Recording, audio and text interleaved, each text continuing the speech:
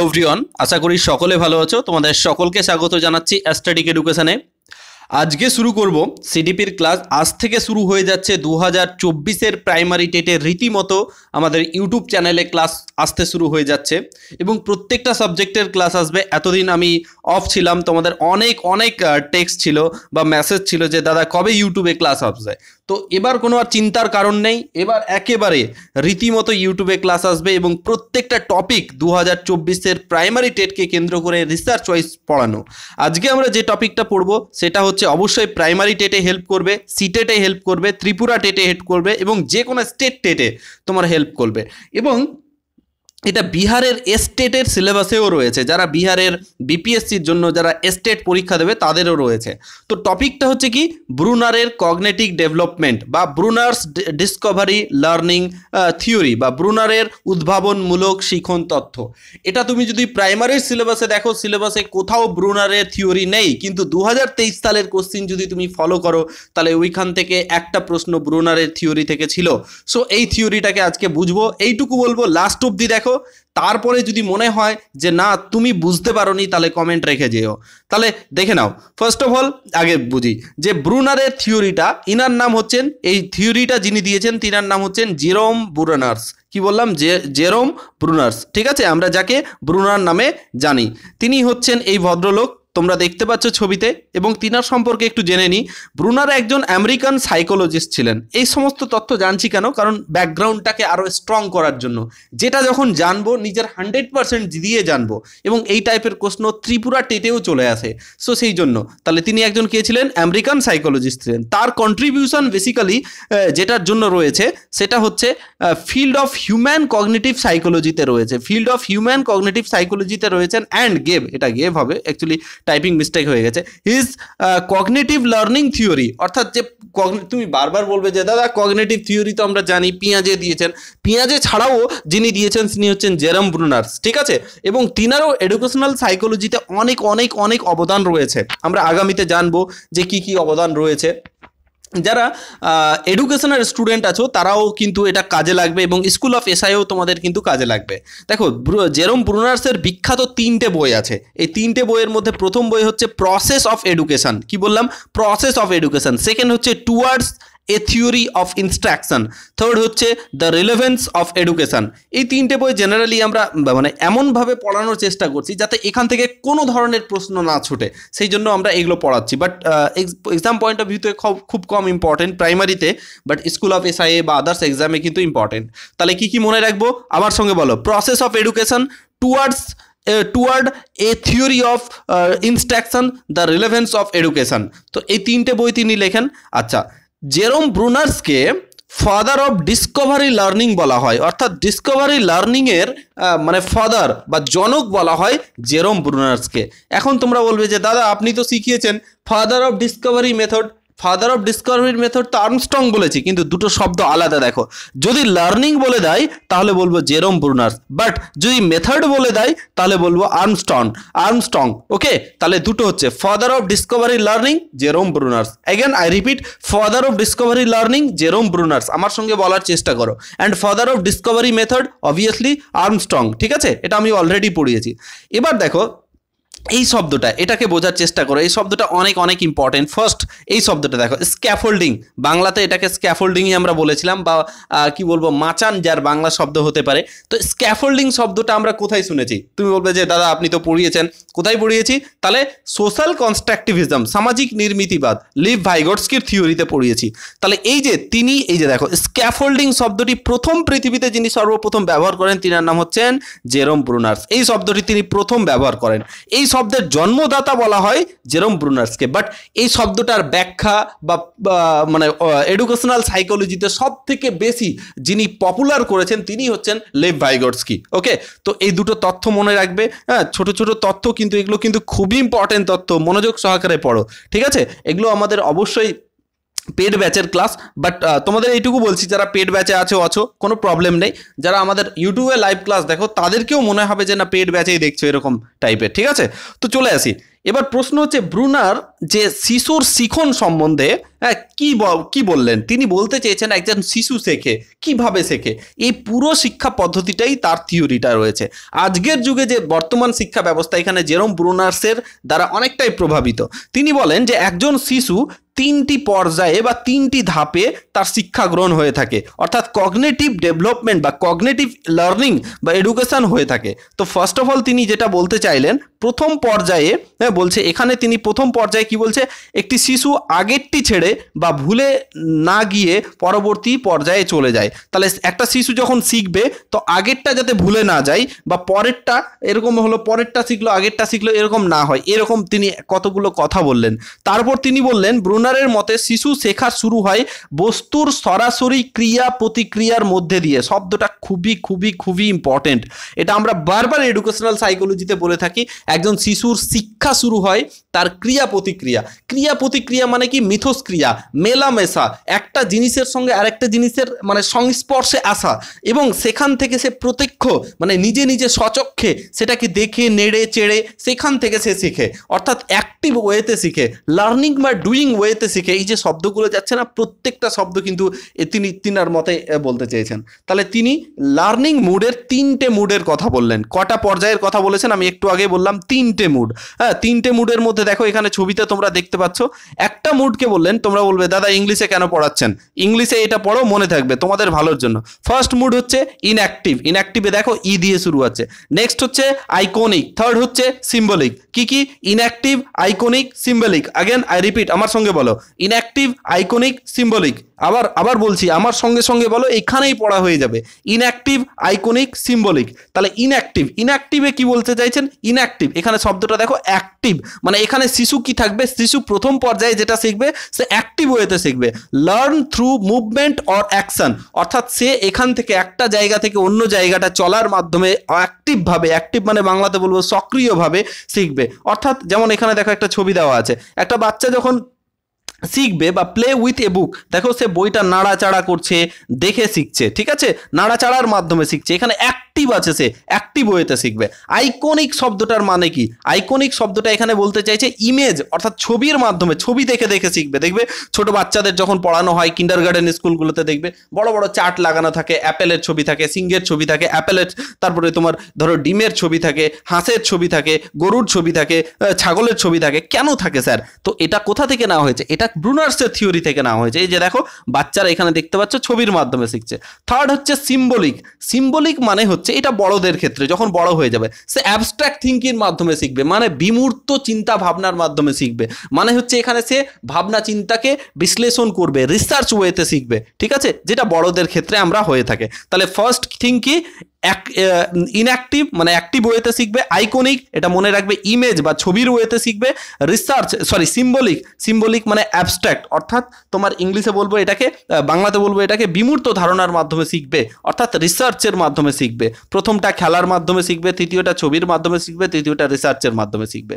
এখন প্রশ্ন হচ্ছে স্যার এটা এত কঠিন করে বললেন, একটু শর্ট ট্রিক বলুন না। তাহলে দেখো তোমাদের জন্য শর্ট ট্রিক হচ্ছে ইস মনে রাখবে, ইস্ক না, ওই ইস্ক মানে যেটা তোমরা বলে থাকো না ভালোবাসা ইত্যাদি ইত্যাদি, হিন্দি শব্দ না, ইস। কোশ্চেন দেখো, EIS E for enactive, I for iconic, S for symbolic. মনে থাকবে ইস মানে হচ্ছে enactive, iconic, symbolic, enactive, iconic, symbolic. বারবার বলো, বারবার পড়ো, মাইন্ডে এমনভাবে ঢুকিয়ে নাও সারা জীবন যাতে না ভুলো। তাহলে কি বললাম স্যার? ইনঅ্যাক্টিভ, হ্যাঁ, iconic, symbolic, enactive, iconic, symbolic. এখানে আই রিপিট, চলো, ইনঅ্যাক্টিভ, আইকনিক, সিম্বলিক। চোখ বন্ধ করে বলো, তাহলে ইজি এটা পড়া হয়ে যাবে। ইস মনে রাখবে, ইস হয়ে গেল শর্ট ট্রিক। এবারে এটাকে ডিটেলে আলোচনা করি। দেখো গতবার কত ইজি কোশ্চিন এসেছিল, শুধু সিলেবাসে ছিল না বলে এরকম করেছিল, আমাদের সাথে ধোকা হয়েছিল। দেখো এই কোশ্চিনটাও দেখাবো, খুবই ইজি কোশ্চিন ছিল। আমি কি দেখিয়ে দেবো এক্ষুনি? চলো এক্ষুনি দেখাই, চলো এক্ষুনি কোশ্চিনটাকে দেখাই। আমি কোশ্চিনটাও রেখেছি, হ্যাঁ, চিন্তার কোনো কারণ নেই। এখানে দেখো এটা হচ্ছে প্রাইমারি টেট 2023-এর প্রশ্ন, অন স্ক্রিনে দেখতে পাচ্ছ। বলছে ব্রুনারের তথ্য অনুযায়ী ঊর্ধ্বক্রমে শিখনের স্তরগুলি হলো। তাহলে ব্রুনার কি বলছেন? একটা শিশু যখন শিখবে তার স্তরগুলি কি কি হবে? প্রাইমারি টেট 2023-এর প্রশ্ন, তোমরাই চ্যাট বক্সে বলো, লাইভ চ্যাটে বলো। অপশান এ বলেছে, দেখো ইংলিশগুলোতে যাই, বাংলাতে বাদ দাও। Enactive, iconic, symbolic. Option B symbolic, enactive, iconic. Option C iconic, symbolic, enactive. Option D হ্যাঁ প্রি অপারেশনাল, ইনঅ্যাক্টিভ, আইকনিক, বলো কোনটা হবে? আমি একটু আগে শেখালাম, তুমি জাস্ট শর্ট ট্রিকটা মনে রাখো, সারা জীবন হয়ে যাবে আনসার। বলো, আশা করবো প্রত্যেকে এর আনসার করতে পেরেছো। এর আনসার হয়ে যাবে ইআইএস। কি বলবো স্যার? ইআইএস। তাহলে কি হবে? EIS, inactive, iconic, symbolic. Very good, very good, absolutely correct. তাহলে অপশান এ যারা যারা করেছো একেবারে সঠিক করেছো। তাহলে দেখো কত ইজি কোশ্চেন এসেছিল। কিন্তু প্রবলেমটা কি বলো তো, তুমি যদি ভাই সিলেবাস দিয়ে দিচ্ছ আর সিলেবাসে তুমি এটা দিচ্ছ না আর বাইরে থেকে প্রশ্ন দিয়ে দিচ্ছ, এটা প্রাইমারি বোর্ড আমাদের সঙ্গে প্রচুর অন্যায় করেছে। সিলেবাসে দাও, তারপরে তুমি প্রশ্নটা করো ভাই, হ্যাঁ, তারপরেই তো আমরা আনসারটা করব। তাহলে সে যেহেতু এবার আমরা শপথ নিয়েছি, আমাদের টার্গেট ব্যাচের কথা বলি, হ্যাঁ, যে আমরা সমস্ত তথ্যকে যত আছে সিলেবাসে থাকুক আর না থাকুক সব প্রশ্নকে পড়বো, যাতে একটা প্রশ্নও না ছুটে। তো তোমরা যারা অ্যাডমিশন নিয়েছো তারা খুব ভালো, যারা নাওনি তারা ইন্টারেস্টেড হলে নিতে পারো। তাহলে এবার চলে আসি, এটাকে ডিটেলে পড়বো, হ্যাঁ, আরও লাগবে, আমাদের পড়া লাগবে। এবার চলে আসি ইনঅ্যাক্টিভ জিনিসটা কি। এখানে কি বলতে চেয়েছে, এটাকে বাংলাতে বলবো সক্রিয়তামূলক। তাছাড়া এর অনেক বাংলা হতে পারে। এটা বেসিক্যালি দেখা যায়, এটা বয়স নিয়ে কখনো জিজ্ঞেস করবে না যে ইনঅ্যাক্টিভের বয়স কত, কারণ বিভিন্ন বইয়ে, মার্কেটে তুমি যত বই যাবে, যত টিচারের কাছে যাবে, সবাই বিভিন্নভাবে এক্সপ্লেন করেছে, মানে পারফেক্ট বয়স নেই। সেই জন্য আমরা একটা আইডিয়াল ধরে নিয়েছি 0 থেকে 3 বছর। 0 থেকে 3 বছরের মধ্যে শিশুরা ইনঅ্যাক্টিভ, অর্থাৎ অঙ্গ সঞ্চালনের মাধ্যমে, হ্যাঁ, তারপরে ক্রিয়া প্রতিক্রিয়ার মাধ্যমে সে একটা বাচ্চা শেখে। সেই জন্য এখানে কর্ম সম্পাদনের মাধ্যমে শেখে, অর্থাৎ সেই জন্য এখানে বিউটিফুল একটা শব্দ আছে লার্নিং বাই ডুইং এর মাধ্যমে। যেখানেই তুমি লার্নিং বাই ডুইং শব্দটা দেখতে পাবে, সঙ্গে সঙ্গে বলবে ইনঅ্যাক্টিভ। কি বলবো স্যার? ইনঅ্যাক্টিভ ওয়েতে শিখছে, অর্থাৎ তাদের জ্ঞান সংগঠন হয় সঞ্চালন ক্রিয়ার মাধ্যমে, অর্থাৎ লার্নিং বাই ডুইং মাধ্যমে, অঙ্গ সঞ্চালনের মাধ্যমে, ক্রিয়া প্রতিক্রিয়ার মাধ্যমে আমরা কিন্তু এখানে অ্যাক্টিভ ওয়েতে, অর্থাৎ বাচ্চা সক্রিয় অবস্থায় এখান থেকে জ্ঞান অর্জন করে। এটা কত? 0 থেকে 3 বছর। সেকেন্ড পর্যায়ে বলছে, সেকেন্ড পর্যায়ে আমরা একটু আগে শিখলাম আইকনিক। আইকনিক আমরা কি শিখলাম স্যার? আইকনিক আমরা এটা শিখলাম যে স্যার ছবির মাধ্যমে শিখবে, হ্যাঁ, এখানে ভিজুয়ালাইজেশন থাকবে ছবির মাধ্যমে, ঠিক আছে। এটা কোথা থেকে কোথায়? 3 থেকে 7 বছর ধরে রাখো।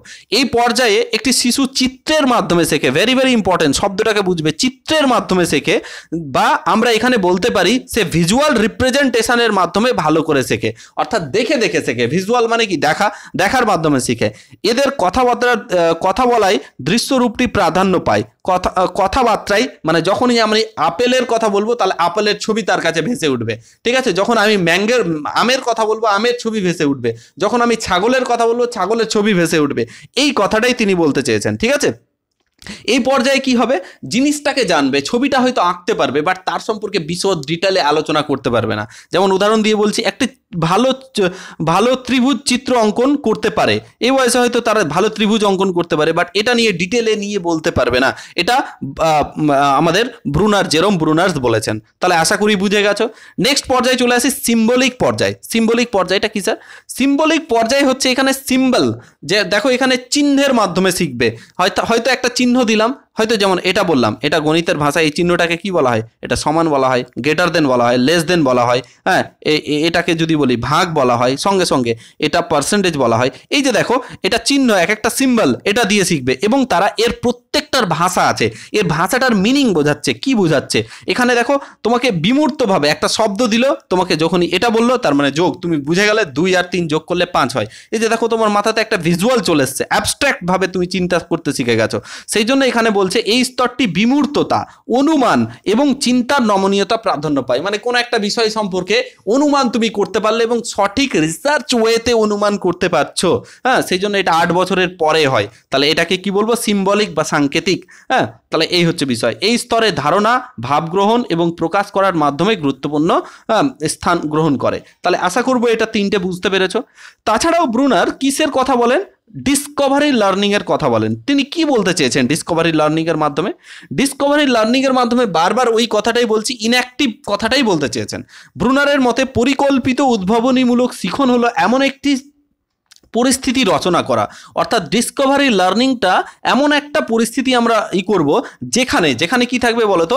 একজন শিক্ষকের সাহায্য ছাড়াই বাচ্চারা শিখবে, বা সাহায্য থাকলেও খুবই অল্প পরিমাণে সাহায্য করবে, যেটুকু তার প্রয়োজন, তারপরে সে যেন নিজে নিজে শিখতে পারে। এই যে দেখো, ন্যূনতম সাহায্য করার মাধ্যমে সে জ্ঞান অর্জন করতে সক্ষম হয়।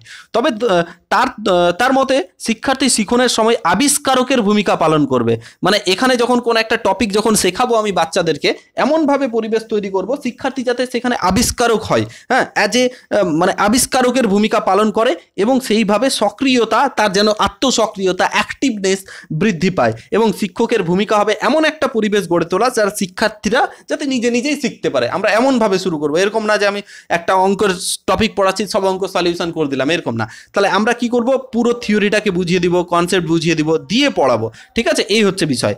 অর্থাৎ তিনি শিক্ষার্থীদের আত্মপ্রত্যয় এবং নিষ্ঠার সঙ্গে কাজ করতে বলেছেন। এক্ষেত্রে অবশ্যই তার আত্মপ্রত্যয় নিষ্ঠার সঙ্গে যদি কাজ করে তাহলে এই যে মেথডটা অর্থাৎ ব্রুনারের ডিসকভারি লার্নিং মেথড খুবই খুবই ইউজফুল হবে। ওকে, আশা করব বুঝতে পেরেছো, কনসেপ্ট ক্লিয়ার হচ্ছে, আমি আশা করব। এরপরেও তিনি আরেকটা কথা বলেন, তিনি স্পাইরাল কারিকুলামের কথা বলেন। এটা মনে রাখবে যে স্পাইরাল কারিকুলামের কথা কে বলেছেন, তাহলে বলবো জেরোম ব্রুনার্স। কি বলতে চেয়েছেন, তিনি প্রায় 1971 সালের দিকে পাঠ্যক্রম অর্থাৎ কারিকুলামের মধ্যে স্পাইরাল কারিকুলামের সুপারিশ করেন। ঠিক আছে, এখানে শিক্ষার্থী কি বলছে, তার পূর্বের জ্ঞান অনুযায়ী শিখবে, মানে এরকম স্পাইরাল মানে কি, স্পাইরাল বাইন্ডিং হয় না স্যার, এরকম এরকম এরকম করে। অর্থাৎ তুমি ধরো সিম্পল, তুমি এখানে ধরেছো যে তুমি পিয়াজেটের থিওরি পড়লে, তারপরে কোহেলবার্গ পড়লে, তারপরে ভাইগটস্কি পড়লে, তারপরে তুমি ব্রুনার পড়লে, তাহলে দেখো তো এটা আগে পড়লে, এটা একটা পড়লে, এটা একটা পড়লে, এটা একটা, মানে একটার সাথে যুক্ত করেছো না। যেমন তুমি এরকম এরকম এরকম এরকম এরকম করো, তাহলে এটা তুমি ক্লাস 1-এ পড়েছো, 2-এ পড়েছো, 3-তে পড়েছো, 4-এ পড়েছো, সব যুক্ত, একটার সাথে যুক্ত হয়ে যায়নি। তাহলে এইরকম করে এইরকম লার্নিংয়ের তিনি কথা বললেন। যেমন উদাহরণের স্বরূপ একটা উদাহরণ দিয়েছি, দেখো, বলছে একজন ভূগোলের শিক্ষক সাগর সম্পর্কে আলোচনা করছেন, অর্থাৎ সাগর সম্পর্কে পড়াচ্ছেন। নদী এবং সমুদ্রের মধ্যে সাগরের কি পার্থক্য বুঝিয়ে দিলেন। তিনি কি করলেন, নদী জিনিসটা কি, সাগর জিনিসটা কি, সমুদ্র কি, এগুলো পার্থক্য বুঝিয়ে দিলেন। তার সঙ্গে উক্ত শিক্ষক যখন পরিবহন সম্পর্কে পড়াবেন তখন তিনি কিভাবে জলপথে পরিবহন সম্ভব সে আলোচনা করলেন। যেমন তিনি বললেন, যেমন সমুদ্রের কথা বলছি, নদীর কথা বলছি, আগে যখন আমাদের উড়োজাহাজ আবিষ্কার হয়নি তখন কি জলপথে কিভাবে যাতায়াত করে বা কিভাবে করা যাবে সেই বিষয়েও তিনি কিন্তু আলোচনা করলেন। এবং কি করলেন, শিক্ষার্থী সাগর সম্পর্কে জ্ঞান এবং ব্যবহার সম্পর্কে অনুধাবন করতে পারলো। তাহলে এক্ষেত্রে কি হলো, শিক্ষার্থী সেই সাগর সম্পর্কে তো জ্ঞান জানলোই এবং তার ব্যবহার এবং পরিবহন ব্যবস্থা এবং নদী, মানে একটা জায়গাতে একত্রিত জ্ঞানগুলোকে বেঁধে দিল, মানে অলরেডি তার যদি জানা থাকে। তার মানে স্পাইরাল বাইন্ডিং হয় যেরকম, এরকম বইগুলো স্পাইরাল বাইন্ডিং, খাতা আজকাল স্পাইরাল বাইন্ডিং পাওয়া যায়। আশা করব বুঝতে পেরেছো। তাহলে এই হচ্ছে তিনি বিষয়টা বললেন। তাহলে আশা করব ক্লিয়ার হয়ে গেছে। সিম্পল জিনিস রয়েছে, হ্যাঁ। জেরোম ব্রুনার্স একবার রিভিশন করিয়ে দিই, আমেরিকান সাইকোলজিস্ট, তার বিখ্যাত 3টে বই, হ্যাঁ, প্রসেস অফ এডুকেশন, তারপরে হচ্ছে towards a theory of instruction, relevance of education. আচ্ছা, father of discovery learning Jerome Bruner's, but father of discovery method Armstrong.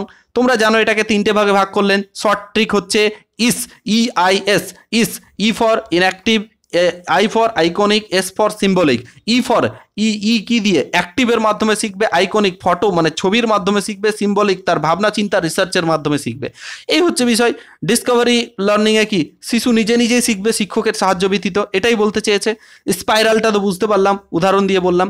আচ্ছা, এই কোশ্চিনটার আনসার আমরা একটু আগেই করলাম, অপশান এ ছিল ইস দিয়ে, হ্যাঁ, এটা 2023-এ এসেছিল, কত সহজ কোশ্চিন ছিল। তারপরে চলে আসি স্যার, আচ্ছা তারপরে আসার আগে তোমাদের একটা কথা বলে দিই, তোমাদের জন্য একটা বেস্ট অফার রয়েছে। আমাদের এগুলো পেড ব্যাচে খুব সুন্দর করে বোঝানো মানে সুন্দর করে গুছিয়ে নোট প্রপার দিয়ে পড়ানো হয়। তোমরা যারা অ্যাডমিশন নিতে চাইছো আমাদের টার্গেট ব্যাচে তোমরা অ্যাডমিশন নিতে পারো। দুটো জিনিসের অফার চলছে, একটা হচ্ছে হোলির অফার আর একটা হচ্ছে আসছে ঈদের অফার। তাহলে হোলি এবং ঈদ উপলক্ষে আমাদের 48% অফ চলছে, ঠিক আছে। তো যারা অ্যাডমিশন নেবে, অ্যাডমিশন হয়ে যাবে। এটা 2499 টাকা ফুল কোর্সের, এরকম না যে মাসে মাসে দিতে হবে, ফুল কোর্স বাংলা, ইংলিশ, তারপরে EVS, তারপরে CDP, ম্যাথ সবগুলো মিলিয়ে 1299 টাকায় পুরো কোর্সটা পেয়ে যাবে। যারা এখনও অ্যাডমিশন হওনি তারা নিচের দেওয়া লিঙ্কে ক্লিক করে অ্যাপটাকে ডাউনলোড করো, অর্থাৎ গুগল প্লে স্টোর থেকে ডাউনলোড করতে পারো, করে তোমরা কিন্তু অ্যাডমিশন নিতে পারো ফুল কোর্সের জন্য, যারা অবশ্যই সিরিয়াস হয়ে আছো আগামী প্রাইমারি টেটকে কেন্দ্র করে। আচ্ছা, এটা হচ্ছে আমাদের হেল্পলাইন নাম্বার, তোমরা অবশ্যই সেখানে হোয়াটসঅ্যাপ করতে পারো, গিয়ে পুরো ডিটেলটা জেনে নিতে পারো। সেকেন্ডলি কোশ্চিন চলে আসি, নেক্সট কোশ্চিন বলছে সক্রিয়তা ভাবে শিক্ষা, সক্রিয়তাভাবে শিক্ষা, ব্রুনার দ্বারা উল্লেখিত শিক্ষা পদ্ধতি কোনটি? তাহলে ব্রুনার দ্বারা শিক্ষা পদ্ধতি কোনটি হবে? Option A discovery learning, option B rote memorisation, option C conditioning, option D signal learning. তুমি বলবে দাদা তুমি ইংলিশটা কেন পড়াচ্ছ? ইংলিশ এই জন্য পড়াচ্ছি যাতে তোমাদের সিটেটেরও হয়ে যায়, কভার করে এবং ভালো মতো বুঝতে পারো। বলো এটার কোনটা হয়ে যাবে আনসার? প্রত্যেকে চ্যাট বক্সে চলে এসো, চ্যাট বক্সে এসে আনসার করো, প্রত্যেকে চ্যাট বক্সে এসে আনসার করো দেখি। সক্রিয়তাভাবে শিক্ষা, ব্রুনারের দ্বারা উল্লেখিত শিক্ষা পদ্ধতি কোনটি? তাহলে বলো ডিসকভারি, রোট বলতে মুখস্থ যেটাকে বোঝায়, ওকে, এবং হচ্ছে কন্ডিশনিং না সিগন্যাল লার্নিং?